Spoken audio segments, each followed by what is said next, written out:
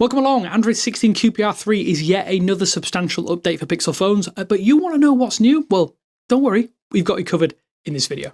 If you want more Android and Pixel, well, you are in the right place. Jump on that subscribe button and become part of the crew. We'd really love to have you. Cheers. So let's get the high ticket items right out of the way in this video early. Custom app icons are finally here for Pixel phones without needing a launcher. Well, kind of. If you head over to the wallpaper and style application after updating, there is a new AI-powered custom icon option that allows for some level of customization similar to what the AI wallpapers has offered since the Pixel 8 series. As I noted, this isn't as extensive as we hoped, but it definitely is a great starting point at the very least for something we have wanted for a long time. The home screen has a few neat new changes baked in here, including the ability to finally disable the at-a-glance widget. You heard me correctly, you can remove this from your home screen if you wish. So what you need to do is you need to long press the at-a-glance widget, hit that settings option when it arrives, and then disable from the home screen. Sadly, at this stage, there's no way to disable on the lock screen, but it is definitely a great start. It definitely lets you regain some space if you need it, or if you want to make a section more visible, there is a high contrast option here as well, which will work better with certain wallpapers. If you do add or remove widgets around your home screen, you might also notice that the pull tabs will only show in the pliable or movable area. So tabs won't show at the edges of your screen where you can't drag them. What's more, if you tap these pull tabs, then there's a quick plus and minus controls here to resize and shrink, basically speeding up the resizing process. Any apps on your home screen will move around as a result of that. They won't move back, but yeah, you can move them around and make them a little bit bigger if you need to. The Google home screen widget can also now be altered as well, dropping down from the Android 17 beta, allowing you to customize the shortcut to one of 12 options. You can change your theme manually with custom colors and transparency if you want that. The final home screen change is a nice new animation when you open up an app folder. If you have these, you might notice there's a small little bit of zoom here and a bit of bounce when you open a folder. Another nice touch which fits in with that M3E overhaul. Swiping down into the quick settings, it looks like no changes at first glance, but don't be fooled.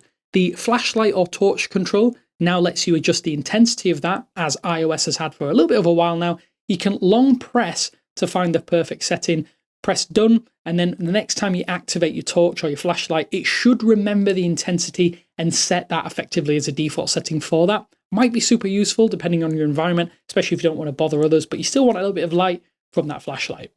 And if you're editing the quick settings tiles, then the little minus symbols that you would have seen before to remove these toggles is actually gone in this update. Instead, you tap the tile when it's highlighted, and then in the upper right, you'll have to use a remove button to ditch things. I have to say, I actually don't like this change personally. I'm usually on board with these kind of things, but it does mean you can't remove things inadvertently by tapping one of those little minus symbols and having to go and find it again at a later time. So maybe it does make a bit of sense as far as Google's concerned. Another change for privacy is a new blue indicator that will appear when an app has access to your location. A little bit like how the camera and microphone options work. So for instance, if you open Maps and start navigation, then you'll see a little blue dot in the upper right of the screen. Expand the notification shade fully and you'll see a blue oblong shape with the pin icon inside. Tap it and a new pop-up will show you what's using the location, and you'll have controls to close or manage access to that location data. And if you tap that again, it should take you to your privacy dashboard and see just what that app is doing and how many times it has accessed that, which I think is another great option for privacy. On the lock screen, there are some notable changes here. If you have no notifications on your lock screen and none are visible and do not disturb mode enabled, then the do not disturb mode icon now precedes the at-a-glance widget, or that data like the time, the date and weather conditions, to make it more obvious that this is actually enabled on your phone. And if you have the lock screen widgets function, or I think it's called hub, lock screen hub enabled, then there is a tiny tweak here to allow you to quickly resize widgets, as this actually wasn't available prior for some strange reason. So you have pull tabs here to drag and drop and move this up and down and make changes as you wish. Again, filling out that function, which has been waited for by a lot of people for a long time. For those of you with the Pixel 10, if you have the notification organizer feature, then you should have some better controls now for that bundle aspect of this function. You can now choose to bundle automatically, always expand these bundles, or never expand rather than using the old default settings, which, yeah, were a little bit of catch-all, not quite perfect for every single person. And in the settings section, there is a minor redesign for the system section. It now has better organization, with a high-level circle to search toggle moving out of the gestures submenu for quick enable and disabling if you get annoyed by that. Plus, the all-important software updates option is now right at the top which streamlines checking for OTAs on your phone. Everything else just feels a little bit better, or in better places now within this system area. Feels more organized, feels more separate, and it helps you get to where you need to go quickly. If you happen to use the desktop mode when you connect to an external display, there is now a separated menu for controls of each display. So you can choose what happens with your connected display or your built-in display, basically your phone screen or potentially your tablet screen. This also moves things around so things aren't quite as confusing. This includes moving the rotation controls to the external screen section for quick access.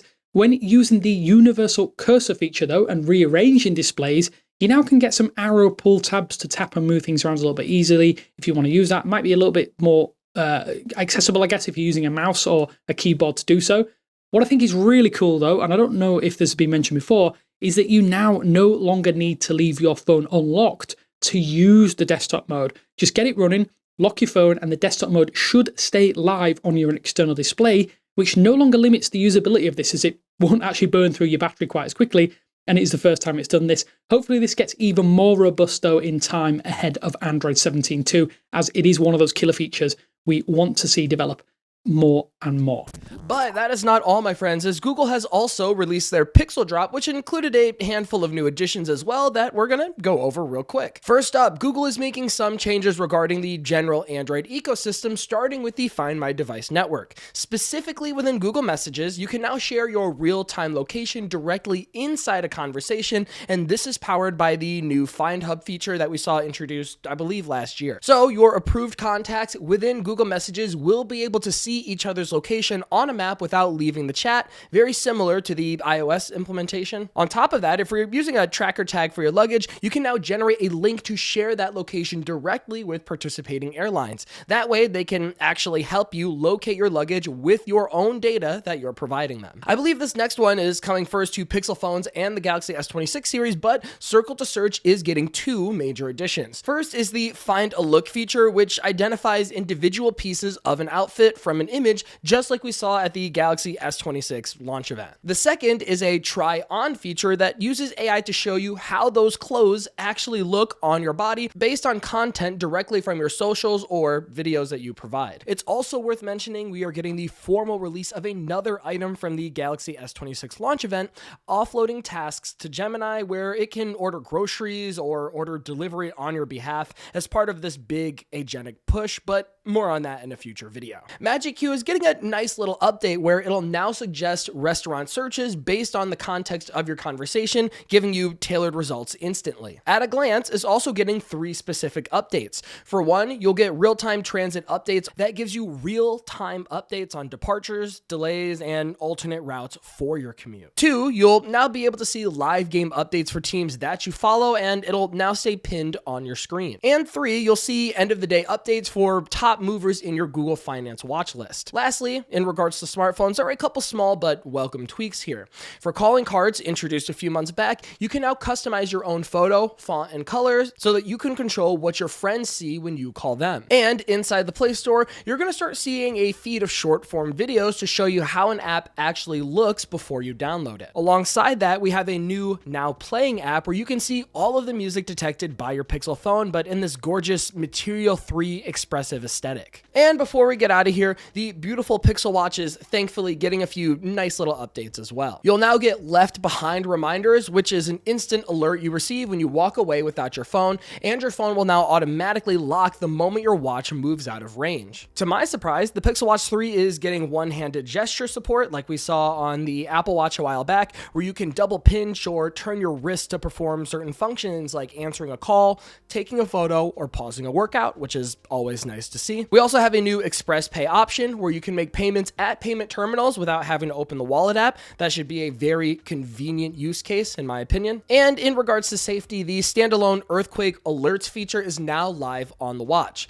Finally, Satellite SOS is expanding beyond the United States to users in Europe, Canada, Hawaii, and Alaska. And that, my friends, are all of the high-level items in this March Pixel feature drop. There is a lot more, like various expansions on top of existing features Features, and we'll have that entire breakdown linked in the description. But as a whole, really a lot of quality of life improvements that should make the ecosystem feel much more connected.